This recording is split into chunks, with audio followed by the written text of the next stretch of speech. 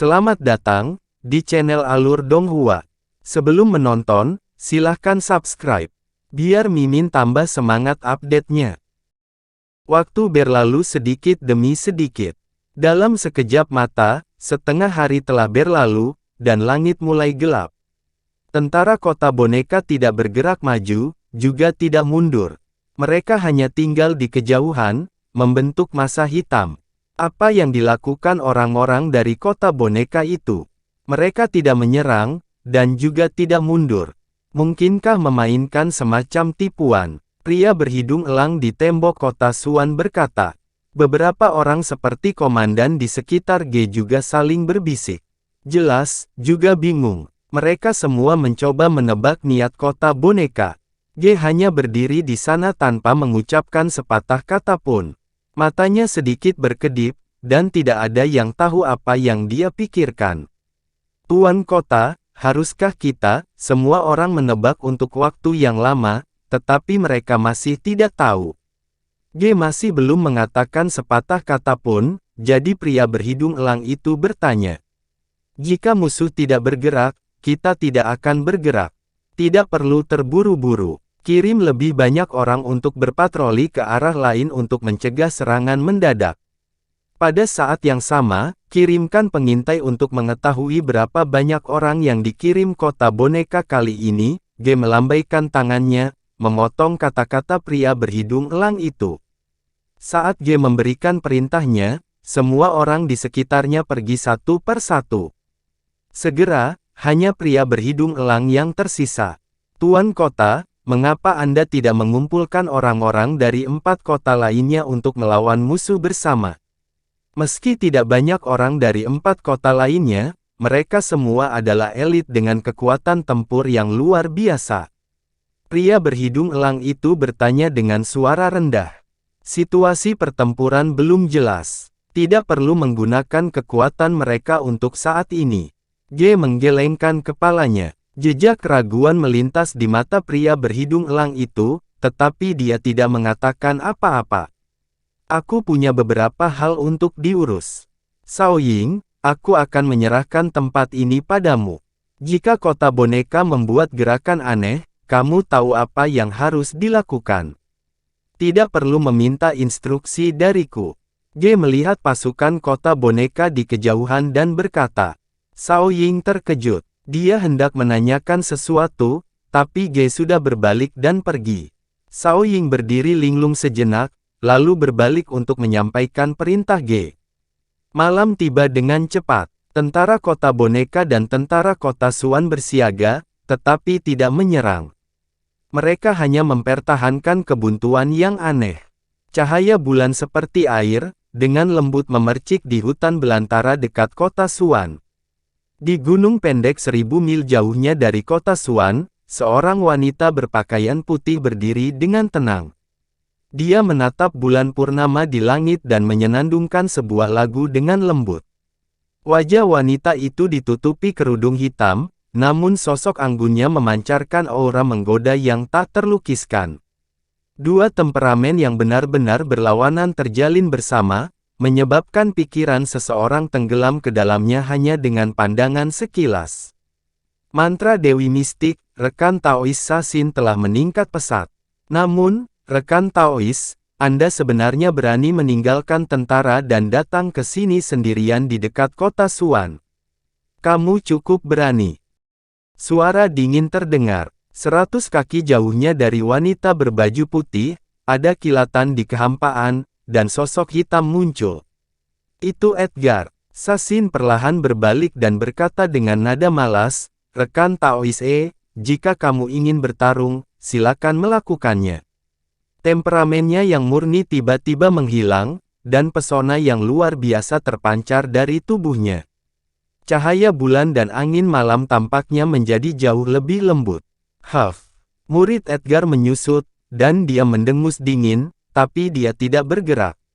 Sasin terkikik dan berkata, saya tahu rekan Daois bisa membedakan yang benar dari yang salah. Anda tidak akan menyerang wanita lemah tanpa pandang bulu. Jangan sebut itu. Mengapa kamu mengirimiku pesan pada siang hari untuk mengundangku ke sini? Katakan padaku dengan cepat. Jika Anda ingin memulai perang lagi antara kedua kota, saya akan menerimanya. Edgar berkata dengan dingin seolah dia tidak melihat pesona Sasin. Sasin tersenyum dan berkata, "Rekan Daoise, Anda salah paham. Saya di sini bukan untuk memulai perang antara dua kota. Saya memiliki sesuatu yang penting untuk didiskusikan dengan rekan Daoise." Saat dia berbicara, aura di tubuhnya tiba-tiba berubah lagi. Semua pesonanya menghilang, dan sosoknya yang mempesona langsung kehilangan semua pesonanya. Seolah-olah dia telah menjadi wanita biasa. Diskusikan sesuatu yang penting. Jantung Edgar berdetak kencang, dan dia bertanya dengan cemberut.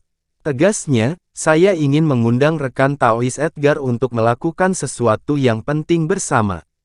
Sasin tersenyum. Rekan Taois Sasin, jika Anda memiliki sesuatu untuk dikatakan, katakan saja. Tidak perlu bertele-tele. Cahaya aneh melintas di mata Edgar, dan dia berkata dengan ringan.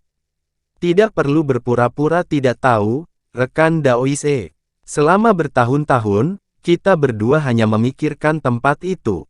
Kita sudah menemukan pintu masuknya, jadi lebih baik kota kegelapan tidak memonopolinya, kata Sasin sambil merapikan rambutnya yang menjuntai dari pelipisnya. Wajah Edgar menegang ketika dia mendengar ini. Ekspresinya berubah untuk pertama kalinya, dan tatapan tajam muncul di matanya. Rekan Daoise, mengapa kamu menatapku seperti itu? Aku tidak menemukan pintu masuk dengan mengikutimu. Kota bonekaku menghabiskan banyak usaha dan tenaga untuk menemukannya. Ini benar-benar adil dan jujur, kata Sasin secara terbuka. Rekan Taoisa tahu apakah itu benar atau tidak. Namun, apa maksudmu dengan memakannya sendirian? Karena rekan Daoisa juga menemukan pintu masuk, kamu pasti sudah mengetahui situasi di dalamnya.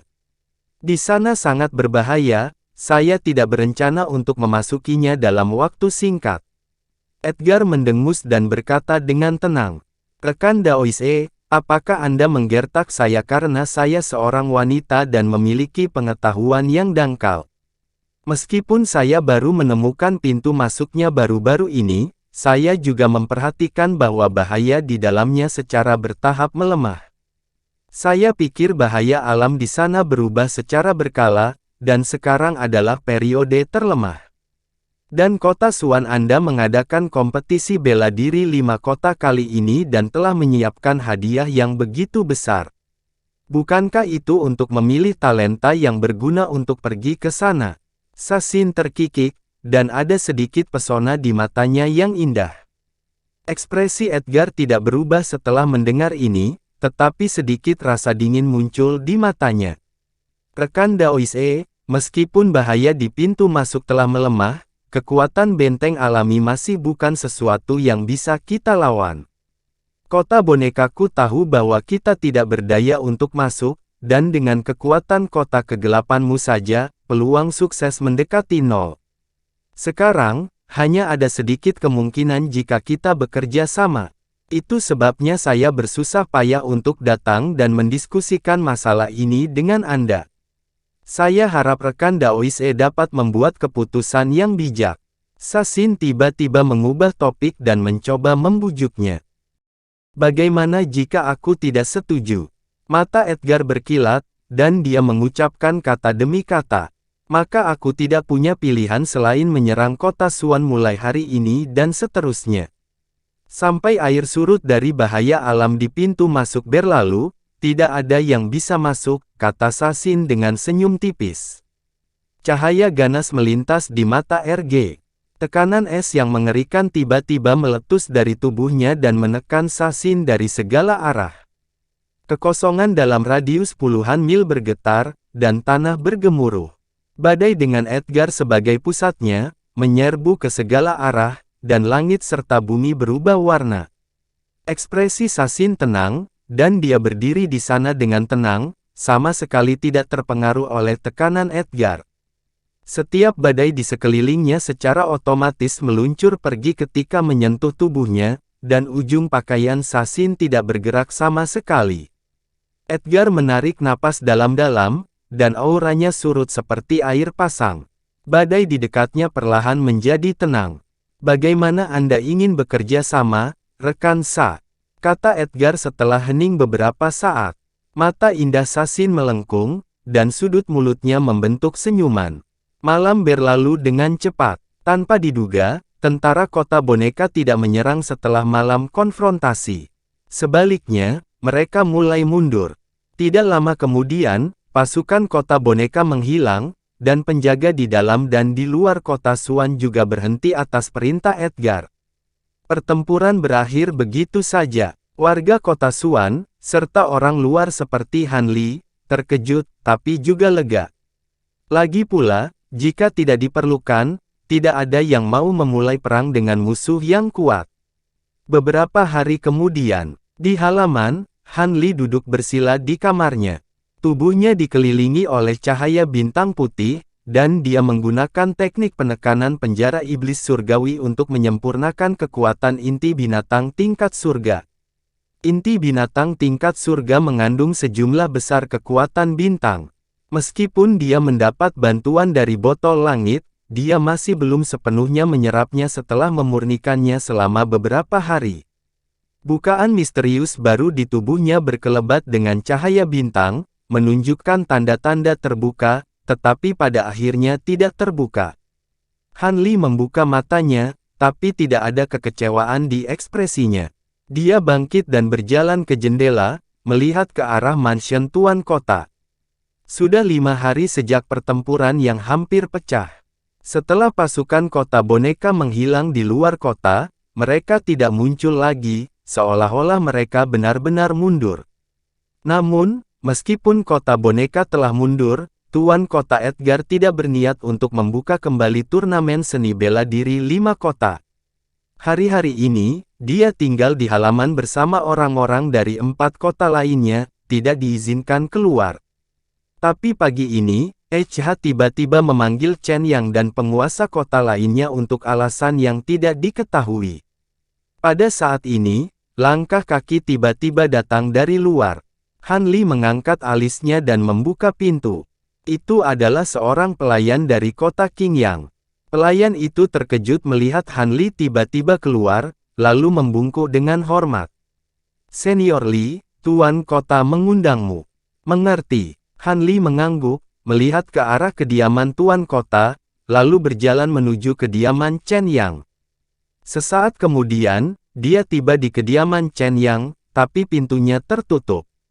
Han Li mengerutkan kening, dan tepat ketika dia hendak mengetuk, pintu tiba-tiba terbuka dengan sendirinya, memperlihatkan celah. Rekan Li, masuk. Suara Chen yang datang dari dalam. Hati Han Li tergerak, dan dia masuk. Pintu di belakangnya menutup secara otomatis.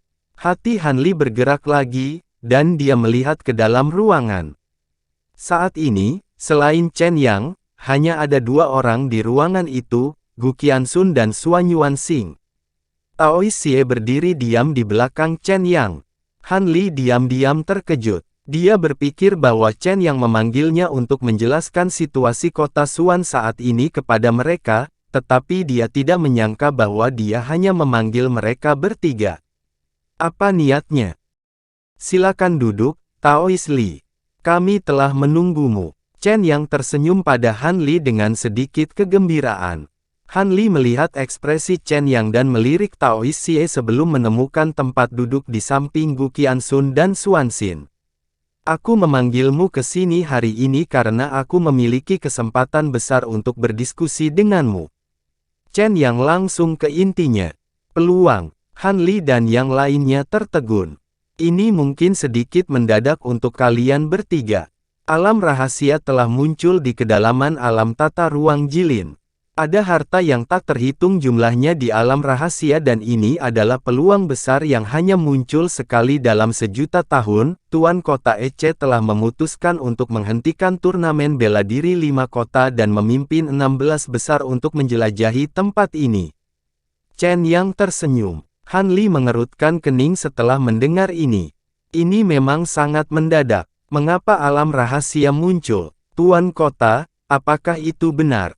Namun, Gu Qianxun dan Suan Yuanxing, yang berada di samping, mengungkapkan sedikit kegembiraan saat mereka bertanya. Tentu saja, kata Chen Yang sambil tersenyum. Han Li bergumam sejenak sebelum bertanya, Tuan Kota, bisakah kamu menjelaskan? Daois Li baru berada di alam Jilin spatial dan tidak tahu banyak tentang tempat ini. Alam tata ruang Jilin sangat misterius. Meskipun kota Suan kami telah berada di sini selama jutaan tahun, kami belum sepenuhnya menjelajahi tempat ini dan pengetahuan kami masih sangat terbatas. Kekosongan di kedalaman alam kekosongan skala akumulasi terus berubah, dan ada banyak rahasia yang tersembunyi di sana, serta harta surgawi yang tak terhitung jumlahnya. Harta karun teratas yang beredar di kota Suan kami, seperti kristal meteorit celestial kilin, awan dara api belerang, dan seterusnya, diperoleh dari sana. Alam rahasia yang muncul kali ini adalah yang terbesar dalam jutaan tahun terakhir. Ini benar-benar kesempatan langka, Chen Yang menjelaskan. Jantung Han Li berdetak kencang saat mendengar ini, tapi dia mempertahankan ekspresi tenang di wajahnya. Gu Qianxun dan Suan Yuanxing menjadi lebih bersemangat setelah mendengar ini. Oh, kalau begitu, itu memang tanah harta. Namun, karena ada begitu banyak harta, pasti sangat berbahaya di dalamnya, kan? Han Li bertanya setelah jeda singkat. Tentu saja, ranah rahasia tingkat ini dipenuhi dengan segala macam bahaya yang tidak diketahui.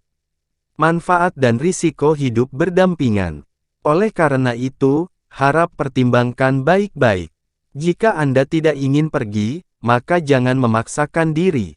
Chen Yan mengangguk. Ketika mereka bertiga mendengar ini, mereka semua mengungkapkan ekspresi termenung dan tetap diam.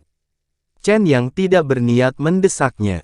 Dia hanya duduk diam dan menunggu. Dengan mengingat hal itu, Han Li menoleh ke Taois Xie dari sudut matanya. Taois Xie tetap benar-benar tanpa ekspresi, tapi dia mengetukkan satu jari di sisinya dengan cara yang nyaris tidak terlihat. Hati Han Li sedikit tergerak dan dia tiba-tiba bertanya, Tuan Kota, aku punya sesuatu untuk ditanyakan. Orang-orang dari kota boneka tiba-tiba muncul di luar kota beberapa hari yang lalu, dan sepertinya mereka akan melancarkan serangan besar-besaran. Tapi sekarang, tiba-tiba mundur. Tindakan mereka sangat aneh, mungkinkah juga terkait dengan alam rahasia ini? Chen Yang melirik Han Li dan berkata, tebakan rekan Taois Li benar. Kemunculan tiba-tiba kota boneka adalah demi dunia rahasia. Mereka juga akan mengirim orang untuk bergabung. Tubuh Gu Qianxun dan Suan Yuanxing bergetar dan ekspresi rumit. Kota boneka kota adalah musuh bebuyutan kota Suan. Jika bertemu satu sama lain di alam rahasia, mereka pasti akan bertarung sampai mati. Dengan kehadirannya bahaya akan meningkat beberapa kali lipat. Karena Tuan Kota sangat menghormati alam rahasia, maka aku akan pergi bersamamu. Han Li mengangguk setelah berpikir sejenak. Baik, bagaimana menurutmu, rekan Gu dan Suan Yuan? Chen Yang melihat Han Li setuju dan menoleh ke Gu Qianxun dan Suan Yuanxing. Aku tentu saja tidak mau melewatkan pertemuan yang begitu kebetulan. Suan Yuanxing menarik napas dalam-dalam. Keraguan di wajahnya benar-benar hilang saat berbicara. Keraguan-raguan di hati Gu Qianxun menghilang dan dia tersenyum, karena rekan Daois Li dan rekan Daois Suan Yuan bersedia untuk pergi, saya tidak akan mundur bahkan jika saya seorang wanita. Baiklah, karena kalian bertiga telah setuju untuk pergi, maka kota Qingyang kita tidak akan lebih lemah dari 4 kota lainnya. Pulang dan istirahat dulu. Tanggal keberangkatan belum diputuskan. Saya akan memberi tahu Anda secara pribadi ketika saatnya tiba. Chen Yang tersenyum. Han Li dan dua lainnya mengangguk lalu pergi. Oh benar, masalah ini masih dirahasiakan. Jangan beritahu orang lain. Chen Yang mengubah topik. Mereka bertiga terkejut sesaat, tetapi dengan cepat setuju dan pergi. Setelah ketiganya pergi, Chen Yang juga bangkit dan pergi ke mansion Tuan Kota. Setengah bulan kemudian, dini hari. Di alun-alun batu putih yang luas di mansion Tuan Kota, ada 17 orang berdiri di sana. Mereka berkumpul dalam kelompok, dan samar-samar dibagi menjadi 5 tim. Kelompok paling kiri memiliki paling banyak orang dengan total 5 orang. Pemimpinnya adalah seorang pria dan seorang wanita yang mengenakan baju besi tulang putih yang sangat indah. Mereka adalah Zhu Ziyuan dan Zhu Ziqing dari kota Suan. Perjalanan ini berbeda dari masa lalu. Kamu bukan salah satu dari 16. Dengarkan aku, tetaplah di kota Suan dan tunggu aku kembali. Zhu Ziyuan mengerutkan keningnya. Aku tidak peduli. Aku ingin bersama kakakku. Jangan berpikir untuk meninggalkanku sendirian. Selain itu, Tuan Kota sudah setuju, tidak ada gunanya kamu keberatan. Zhu Ziqing tersenyum. Zhu Ziyuan tidak pernah tidak mematuhi Tuan Kota. Mendengar kata-kata kakaknya, dia hanya bisa menghela nafas dan tidak berkata apa-apa lagi. 3 orang di sebelah kiri adalah pemuda berwajah babi, Fang Chan, dan rombongan dari kota Opal. Kegagalan sebelumnya sepertinya tidak mempengaruhinya sedikit pun. Pada saat ini, dia masih memegang tulang binatang yang tebal di tangannya, menggerogoti tendon berwarna coklat keemasan di tulang itu. Wajahnya dipenuhi dengan senyum bahagia. Kelompok tetangga dari kota Zixuan tidak memiliki semangat yang tinggi. Feng Wuchen, yang merupakan pemimpinnya, memiliki ekspresi muram. Dia berdiri di tempatnya dan tidak mengatakan sepatah kata pun kepada 2 orang di sampingnya. Dari waktu ke waktu, dia mengangkat matanya dan melihat orang-orang dari kota Qingyang. Setelah setengah bulan istirahat, luka-lukanya sudah banyak pulih. Lengan kanannya yang patah juga telah diperbaiki. Tampaknya telah disambungkan kembali dengan lengan baru. Seperti Duan Tong, itu dibungkus perban putih. Di sebelah mereka adalah Han Li dan 2 lainnya dari kota Qingyang, dan lebih jauh ke kanan adalah 3 orang dari kota Tongyu. Rekan Gu, mansion Tuan Kota telah mengumpulkan 16 orang dari kompetisi bela diri 5 kota di satu tempat. Sepertinya mereka akan pergi hari ini. Tapi kemana tepatnya mereka pergi? Han Li bertanya dengan suara rendah. Gangguan kompetisi bela diri 5 kota sudah menjadi masalah yang aneh, dan aliansi sementara antara kota Suan dan kota boneka bahkan lebih aneh. Kedua belah pihak tampaknya merahasiakan masalah ini, dan saya tidak punya berita tentang itu. Gu Qianxun sedikit mengernyit saat dia berbicara. Kota kegelapan dan kota boneka telah menjadi musuh satu sama lain selama puluhan ribu tahun, namun mereka sebenarnya mampu membentuk aliansi dan bergandengan tangan untuk melakukan satu hal. Lagi pula, dalam beberapa tahun terakhir, mereka sering bertengkar satu sama lain, menyebabkan kematian dan luka yang tak terhitung banyaknya, dan itu adalah hutang darah yang telah terkumpul sedikit demi sedikit. Tempat yang bisa membuat kedua belah pihak melepaskan dendam dan bergandengan tangan untuk pergi, aku khawatir itu bukan tempat yang baik, kata Suan Yuanxing dengan cemas. Bukankah Tuan Kota Chenyang mengatakan bahwa perjalanan ini memiliki persyaratan ketat pada kekuatan? Itu sebabnya hanya 16 kompetisi teratas yang diizinkan untuk bergabung. Jika ada dari 16 orang yang khawatir, mereka juga dapat mundur. Gu Qianxun berkata sambil tersenyum. Meski begitu, Tuan Kota juga mengatakan bahwa meskipun risikonya tinggi, hadiahnya juga besar. Siapa yang mau menyerah begitu saja? Jika bukan itu masalahnya, saya tidak akan terlalu khawatir. Suan Yuanxing berkata dengan senyum pahit. Han Li tidak terlalu peduli tentang ini. Dia lebih peduli tentang bagaimana menyingkirkan Black Tribulation Worm dan mencari tahu keberadaan si Chuan Kong dan Violet Spirit. Setelah kompetisi bela diri 5 kota dihentikan, perjanjian dengan Nyonya Liu Hua tidak dapat dipenuhi untuk saat ini. Begitu mereka meninggalkan kota Suan, akan sulit menemukan berita tentang si Chuan Kong. Saat dia sedang berpikir, langkah kaki datang dari sisi alun-alun. Han Li menoleh dan melihat selusin orang berjalan ke arahnya. Yang memimpin mereka tentu saja adalah Tuan Kota Suan, Eko. Di belakangnya, 4 tuan kota lainnya dan Nyonya Liu Hua berdiri berbaris. Ada 5 atau 6 orang di belakangnya. Tatapan Han Li menyapu orang-orang itu. Orang pertama yang dia lihat adalah Taois Xie yang berada di belakang Chen Yang dan pria jahat berhidung bengkok berdiri di belakang Nyonya Liu Hua. Namun, ketika tatapannya melewati 4 orang yang tersisa, ekspresinya sedikit berubah. Seorang pria jangkung dan ramping sedang berjalan berdampingan dengan pria burung hantu yang menyeramkan itu. Dia mengenakan setelan hitam, dan wajahnya ditutupi oleh topeng tulang putih. Hanya sepasang mata ungu tua yang terlihat dari tengah jembatan hidung hingga bagian bawah wajahnya.